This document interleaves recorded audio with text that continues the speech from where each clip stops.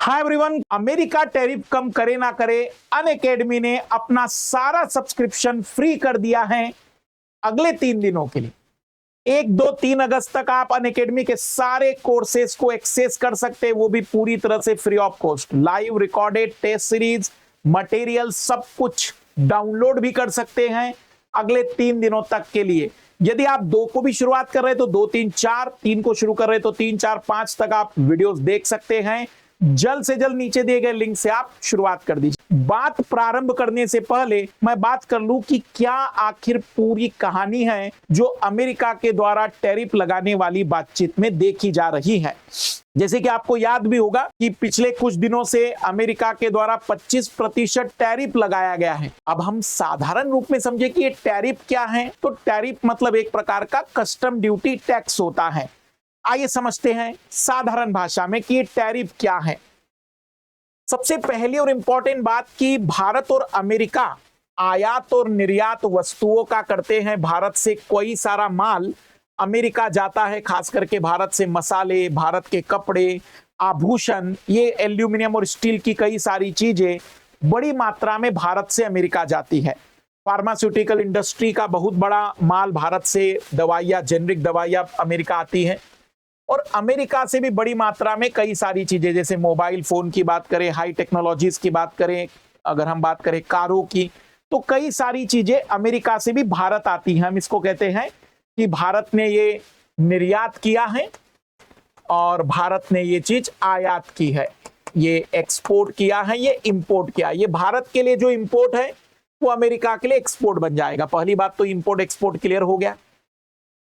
अब बात करते हैं ये 25% टैरिफ क्या है भाई।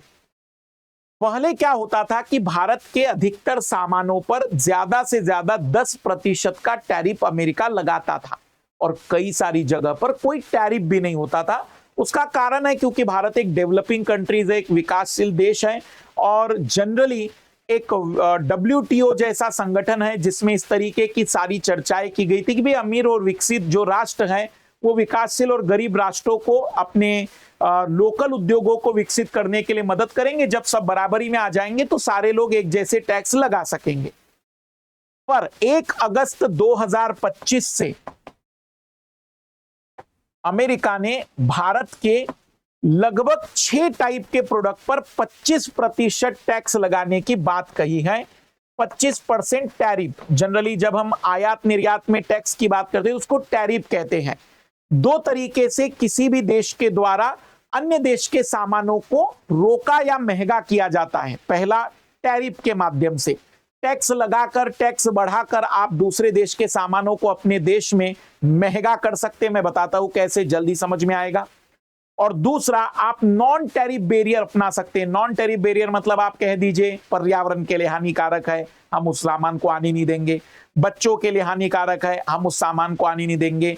या फिर उसमें बाल श्रम का उपयोग किया गया है, चाइल्ड लेबर यूज किया गया। ऐसे कई तर्क देते हैं विकसित राष्ट्र विकासशील देशों के सामान को अपने यहां पर आने से रोकने के लिए, क्योंकि WTO के समझौते के तहत जनरली ये उनको छूट दी गई है कि अगर ऐसा कोई मामला उनके सामने आता है जिसमें पर्यावरण का नुकसान हो रहा हो, बच्चों की हेल्थ पर बुरा असर पड़ता हो, चाइल्ड लेबर यूज किया गया हो, तो आप रोक सकते हो। पर अमेरिका ने इस बार जो कदम उठाया है वो बिल्कुल ऐसा कदम है जो डोनाल्ड ट्रंप की 2016 की फर्स्ट अमेरिकन पॉलिसी के तहत है। मतलब डोनाल्ड ट्रंप ने चुनाव जीतते समय यही कहा था कि सबसे पहले मेरे दिमाग में अमेरिका रहेगा, बाकी कोई राष्ट्र रहेंगे। तो 6 कौन सी जगह है जहां पर टैरिफ को बढ़ा दिया गया है? तो जनरली ऑटोमोबाइल इंडस्ट्री जो भारत से बड़ी मात्रा में हम एक्सपोर्ट करते थे उस पे टैक्स बढ़ गया है। फूड प्रोसेसिंग इंडस्ट्री पर टैक्स बढ़ गया है, 25% टैरिफ। सभी में 25 नहीं है, फिर भी 10 से 25% की रेंज में ये मिलेंगे ही। हम कहेंगे कि फार्मास्यूटिकल इंडस्ट्री के में भी 25% तक का टैरिफ बढ़ाया, मतलब किया गया है। साथ ही साथ हमारे देश से जो टेक्सटाइल इंडस्ट्री जुड़ी है उस पर भी टैक्स बढ़ाया गया है। हमारे देश से बड़ी मात्रा में रसायन जाते हैं, उन केमिकल्स पर भी टैक्स बढ़ाया गया है। तो ओवरऑल कहें, आभूषणों पर टैक्स बढ़ाया गया है, जो स्वर्ण आभूषण या फिर डायमंड के आभूषण जाते हैं उन पर टैक्स बढ़ाया गया है। अब टैक्स बढ़ाने का मतलब यह है कि अब भारत का जो माल था, मान लीजिए उसकी कीमत $100 की थी, मान लेते हैं। तो अब उस पर 25% के टैक्स का मतलब $25 क्षमा चाहूंगा, $125 का वो अमेरिका में होगा। हमने कोई कीमतें नहीं बढ़ाई है, उनकी सरकार ने बढ़ाई है। अब मान लीजिए पहले क्या था, $100 का था और 5% का टैरिफ पकड़ लीजिए तो $5 का टैरिफ था, पहले वो 105 की चीज थी, अब वो महंगी हो जाएगी। अब महंगी हो जाएगी तो आप कहेंगे सर उनको ही नुकसान है, उनके नागरिकों को महंगा मिलेगा। नुकसान उनके नागरिकों का नहीं, हमारा है। कैसे? अगर $125 में कोई चीज अब भारत की मिल रही है और $120 में अमेरिका की कोई चीज मिल रही है, तो वो व्यक्ति भारत की चीज क्यों खरीदेगा? वो कहेगा वही चीज हमें 120 में मिल रही है, 110 में मिल रही है, 105 में पहले मिलती थी, अब हमारे लिए वो 125 की हो गई अमेरिका के लिए। तो कहीं ना कहीं अब अमेरिका के लोग वहां के लोकल चीज को ज्यादा यूटिलाइज करेंगे, वही के सामान को ज्यादा से ज्यादा उपयोग करेंगे। एक बड़ा सवाल मन में आता है, तो सर हम भी तो टैक्स बढ़ा सकते हैं। बिल्कुल बढ़ा सकते हैं। ऑलरेडी हम अमेरिका के सामानों पर लगभग 40% टैरिफ लगाते हैं ऑलरेडी। तो अब आप कहेंगे कि सर ये तो फिर कोई गलत थोड़ी किया ट्रंप महोदय ने। बिल्कुल, अगर आप अमेरिकी नागरिक के रूप में सोचेंगे तो ऐसा लगेगा कि कोई गलत नहीं किया, लेकिन एक भारतीय नागरिक के साथ साथ WTO के जो वर्ल्ड ट्रेड ऑर्गेनाइजेशन है, विश्व व्यापार संगठन है, उसके माइंडसेट से देखा जाए तो आपको ये बात क्लियर होगी कि ये जो कदम उठाया गया ये स्टेप बाय स्टेप उठना चाहिए था, अचानक नहीं, एक साथ नहीं। दूसरी बड़ी चीज कि जब विश्व व्यापार संगठन में ये बात तय की गई थी कि विकसित देश और विकासशील दो प्रकार के देश है और दोनों में डिफरेंस रहेगा, क्योंकि इंडस्ट्रियलाइजेशन, औद्योगिकरण हमारे देश में इतने पहले नहीं आया जितना अमेरिका में पहुंच चुका था। अब ऐसी परिस्थिति में अमेरिका अगर चाहेगा कि नहीं हमें भी वैसी चीज मिले तो दिक्कत तो कहीं ना कहीं आएगी। पर ऐसा मत सोचिए कि ये जो वर्तमान टैरिफ बढ़ाया गया है क्या अमेरिका का केवल एक व्यापारिक या आर्थिक कदम है? नहीं। जब एक राष्ट्र दूसरे राष्ट्र पर कोई भी इतना बड़ा कदम उठाए तो एक ही तरीका या एक ही लक्ष्य नहीं होता है। लगातार भारत और रूस मजबूती के साथ आगे बढ़ते गए और अमेरिका ये पसंद बिल्कुल भी नहीं करता है। जब पूरे यूरोप ने रूस पर प्रतिबंध लगाया तब भी भारत ने रूस से बड़ी मात्रा में कच्चा तेल और नेचुरल गैस को आयात किया सस्ते दामों पर। दूसरा, ब्रिक्स जैसा संगठन जो कि पहले 5 ही देश थे लेकिन अब तो विस्तार होता चला जा रहा है, तो ये जो चीन, भारत, दक्षिण अफ्रीका, ब्राजील और रशिया मिलकर एक विशेष प्रकार का लक्ष्य लेकर बैठे कि डॉलर को हमें कहीं ना कहीं खत्म करना है, एक नया विकल्प लाना है। इन्होंने वर्ल्ड बैंक की जगह न्यू डेवलपमेंट बैंक बनाया। तो लगातार ब्रिक्स के ऐसे कदम उठे हैं जो अमेरिका के दबदबे वाली संस्थाओं को चुनौती दे रहे हैं। और शायद विशेषज्ञों का यह भी मानना है कि जब प्रधानमंत्री जी ने भाषण दिया संसद में उसके बाद ऐसा कदम उठाया गया। शायद प्रधानमंत्री जी ने स्पष्ट रूप से कहा कि हमें ऑपरेशन सिंदूर में किसी ने कुछ भी नहीं कहा था। विशेषज्ञों की अपनी अपनी राय है, लेकिन आज की क्लास में हम कई सारे पहलुओं को समझना चाहेंगे। तो सबसे पहले तो आपको क्लियर हुआ टैरिफ का मतलब है टैक्स। भारत से आने वाले सामानों पर जो अमेरिकी बाजार हैं, अब सरकार ने टैक्स लगा दिए तो भारत के सामान अब वहां महंगे हो जाएंगे, तो हमारा सामान अब दूसरी जो अमेरिका के सामान है उनके साथ कंपटीशन नहीं कर पाएगा।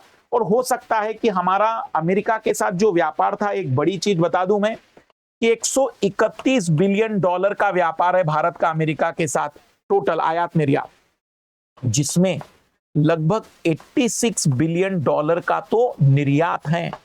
हम फायदे में थे, भारत ज्यादा माल बेच पाता था अमेरिका में और अमेरिका कम माल बेच पाता था, क्योंकि अमेरिका के कई सारे माल को हमने ओपन नहीं किया, उनके लिए बाजार अनुमति नहीं दी है।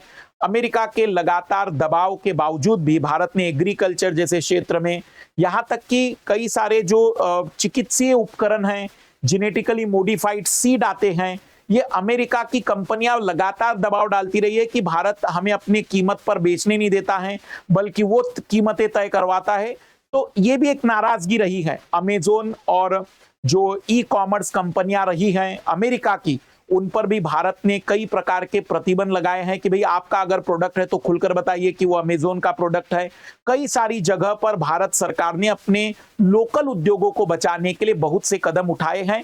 और अभी हाल फिलहाल में जो चर्चाएं हो रही थी, दोनों देशों के जो प्रतिनिधि मिले, उसके बावजूद भी कोई समझौता नहीं हो पाया, कोई परिणाम नहीं निकल पाया। तो उसके पीछे का एक बड़ा कारण यही माना जा रहा है कि कई सारी चीजें जो कि अमेरिका भारत से लगातार छूट के रूप में चाह रहा था, खास करके एग्रीकल्चर के क्षेत्र में, भारत ने उसकी अनुमति नहीं दी।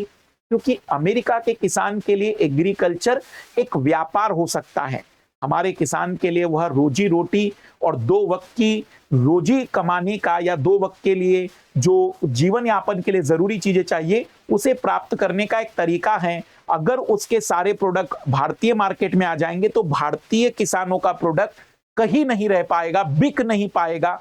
तो जरूरी था कि हमें वो सुरक्षित रखना भी है, और ज्यादा जरूरी है कि देश के लोगों के लिए पहले ये देखा जाए कि हमारे उद्योग, हमारी सारी बातें क्या उनके साथ कंपटीशन कर पाएगी या नहीं, उन चीजों को भी ध्यान देना है। लेकिन आइए जरा इन सारे पहलुओं के अब दूसरे कदम क्या होंगे, हम उस पर भी बातचीत करते हैं कि अब आगे क्या रणनीति अपनाई जा सकती है। आइए अब जानने की कोशिश करते हैं कि भारत को किन मुद्दों पर आपत्ति थी। पहला, डेटा लोकलाइजेशन। भारत चाहता है कि भारतीय नागरिकों का डेटा भारत में स्टोर किया जाए और अमेरिका चाहता है कि डेटा वैश्विक रूप से कहीं भी स्टोर हो सके। तो उनकी जो कंपनियां हैं, गूगल की बात करें या कई सारी जो डेटा या इंटरनेट से जुड़ी हुई कंपनियां हैं, उन पर एक भारत का दबाव है कि भाई भारत के लोगों का डेटा भारत में ही रहना चाहिए। ई कॉमर्स में एफडीआई लगातार चाह रहे हैं अमेजोन और वॉलमार्ट जैसी कंपनियां कि भारत इसमें 100% एफडीआई दे। भारत ने कहा है कि नहीं, हमारे लोकल दुकानदारों को बचाना बहुत जरूरी है। मेडिकल डिवाइसेस पर कीमत control, price control medical devices America चाहता है। भारत ने कहा है कि नहीं, जब तक कि हमारे यहां पर उस तरीके के टेक्नोलॉजी नहीं आ जाती तब तक हम आपको कीमतों में फ्रीडम नहीं दे सकते हैं। कुछ जगह जो पेटेंट अधिकार हैं उनका या कॉपीराइट के अधिकारों का लगातार अमेरिका आरोप लगाता रहा है कि भारत में पायरेसी बहुत ज्यादा होती है, उसे रोक नहीं पाए हैं। H1B वीजा नीतियों में भी बदलाव का विरोध। ट्रंप सरकार ने H1B वीजा पॉलिसी को टाइट किया, जिससे भारतीय प्रोफेशनल कहीं न कहीं प्रभावित हुए, आईटी इंडस्ट्री से जुड़े हुए लोग। और अब बात करते हैं कि अमेरिका को किन मुद्दों पर आपत्ति रही है। मतलब ये तो था कि भारत ने बातचीत की कि देखो भाई, हम इन चीजों में तो कोई समझौता नहीं करेंगे, एग्रीकल्चर को भी इसमें रख दीजिए। अमेरिका का कहना है कि हम भी समझौता नहीं करेंगे, भारत जो ऊंचा टैक्स लगाता है, हम पर इंपोर्ट टैरिफ लगाता है, वो कम करें। जनरलाइज सिस्टम ऑफ प्रेफरेंस, जिसका मतलब होता है कि भारत के सामानों को अमेरिका पहला प्रेफरेंस देगा। अब अमेरिका ने कहा कि नहीं, अब हम ऐसा नहीं करेंगे। भारत की लोकल इंडस्ट्री को सरकारी संरक्षण है, ऐसा अमेरिका का कहना है कि भारत सरकार बहुत मदद करती है। और सबसे बड़ी बात, रूस और ईरान के साथ जो भारत का व्यापार है, अमेरिका चाहता है कि भारत रूस और ईरान से तेल और हथियार खरीदने में पूरी तरह से कटौती करे, खास करके रूस के साथ। राष्ट्रीय ऊर्जा सुरक्षा और सामरिक स्वतंत्रता का हवाला देते हुए भारत ने कहा कि हम इस पर कोई भी चीज अपना नहीं सकते हैं। बौद्धिक संपदा अधिकार, इंटेलेक्चुअल प्रॉपर्टी राइट्स में लगातार अमेरिका भारत की नीतियों को क्रिटिसाइज करते रहता है। देखो, भारत का स्टैंड है कि भाई हमारे नेशनल इंटरेस्ट को हम नहीं छोड़ सकते, जैसे अमेरिका अपने नेशनल इंटरेस्ट को नहीं छोड़ पा रहा है। तो कहने का अभिप्राय यही है कि अभी मामला बहुत ही पेचीदा रास्ते पर पहुंच चुका है। आने वाले समय में शायद इसका प्रभाव दिखाई देगा, खास करके स्टील और एल्यूमिनियम के जो प्रोडक्ट है, ऑटोमोबाइल पार्ट्स है, टेक्सटाइल गारमेंट्स हैं, फार्मास्यूटिकल इंडस्ट्री है, इस पर शायद गिरावट आ जाएगी। निर्यात जितना होता था उतना नहीं हो पाएगा। लेकिन ये केवल एक मतलब मैं कहूंगा कि व्यापारिक या आर्थिक कदम नहीं है, बल्कि सरकार ने कई प्रकार के कदम एक साथ उठाए हैं, अमेरिकी सरकार ने, ताकि भारत को एक अलग थलग करने की कोशिश। और जैसे ट्रंप महोदय ने कहा डेड इकोनॉमी, तो शायद अब ट्रंप को याद दिलाना पड़ेगा कि हम वही इकोनॉमी है जो इस समय सबसे तेजी से बढ़ रहे हैं। तो बहुत ज्यादा जरूरत है भारत को एक स्पष्ट रणनीति की। अब भारत इसमें क्या कदम उठा रहा है, मैं थोड़ा सा उस पर भी चर्चाएं करवा देता हूं। भारत सरकार ने सबसे पहले तो कहा है कि हम इस मुद्दे को WTO में लेकर जाएंगे, क्योंकि वर्ल्ड ट्रेड ऑर्गेनाइजेशन के खिलाफ हुआ ये लगभग कहीं न कहीं। दूसरा, भारत कह रहा है कि हम और भी टैक्स अब लगा देंगे अमेरिका के कुछ सामानों पर। मतलब उनका कहना है कि जो अमेरिका से आने वाली कुछ चीजें होती हैं जिस पर हम एक प्रकार से टैक्स को बढ़ा सकते हैं। भारत ने कुछ अमेरिकी प्रोडक्ट जैसे कि वहां से आने वाले बादाम, सेब, अखरोट, इन पर रिप्लेसमेंट टैरिफ मतलब इन पर भी टैक्स लगाने का ऐलान किया है। अब देखा जाएगा कि आगे क्या रणनीति अपनाती है या फिर ट्रंप यू टर्न लेते हैं। ये भी आने वाले समय में शायद स्पष्ट रूप से क्लियर हो जाएगा। निष्कर्ष के रूप में कहे कि दोनों देश दुनिया के सबसे बड़े लोकतंत्र हैं। अगर दोनों देश भिड़ेंगे तो केवल ये कंपनियों की बात नहीं है, यहाँ आम नागरिक भी प्रभावित होंगे। इस घटनाक्रम में शायद भारत ने अब आत्मनिर्भर भारत की दिशा में न केवल आगे बढ़ना चाहिए बल्कि अब अपने प्रोडक्ट के लिए नए बाजारों की भी तलाश करनी चाहिए, नए चीजों को ढूंढना चाहिए, जिससे कि बेटर तरीके से हम इसे समाधान के रूप में देख सके। बाकी आपको क्या लगता है कि आने वाले समय में अमेरिका क्या अपना निर्णय वापस लेगा या फिर यह एक प्रकार से अब आने वाले समय में भारत अमेरिका के रिश्तों में आने वाली गिरावट को दर्शा रहा है? बस एक छोटी सी राय जरूर जानना चाहूंगा। जो लोग उत्साहित थे डोनाल्ड ट्रंप के राष्ट्रपति बनने पर, उन लोगों से भी मेरा सवाल है कि क्या वो इसीलिए उत्साहित थे कि भारत के नागरिक और भारत के उद्योगों के साथ ऐसा हो? जब डोनाल्ड ट्रंप चुने गए थे तब मैंने बहुत कठोर आलोचना की थी कि ये व्यक्ति वास्तविक रूप में अमेरिका के लिए न केवल फर्स्ट अमेरिकी पॉलिसी के तर्ज पर काम करेगा बल्कि दुनिया में संकटों का दौर लेकर आएगा। अब आप बताइएगा कि कहां तक मेरी बातें सही रही है। अब सीसेट की तैयारी में एक नई सोच, जहां टीचर भी आपको देखे और आप भी टीचर को। लाइव 2-वे इंटरेक्टिव बैच जिसमें फेस टू फेस इंटरेक्शन होगा, जहां हर सवाल का तुरंत जवाब और हर स्टूडेंट की आंखों में दिखेगा एक नया इरादा, एक नया विश्वास। अब पढ़ाई सिर्फ स्क्रीन पर नहीं, आंखों में दिखेगी। अब टीचर सिर्फ नाम से नहीं, चेहरे से जानेगा। यह एक अद्भुत रिवोल्यूशनरी कदम है, लेकिन हाँ, इसमें एक कमी तो है और वो है सीमित संख्या, लिमिटेड सीट। और इसीलिए मैं बस इतनी सी रिक्वेस्ट करूंगा कि इनरोल करते समय थोड़ी जल्दबाजी करिएगा, क्योंकि सीट कंप्लीट होने पर मैं आपकी मदद नहीं कर पाऊंगा। उसके लिए मैं क्षमा प्रार्थी हूं।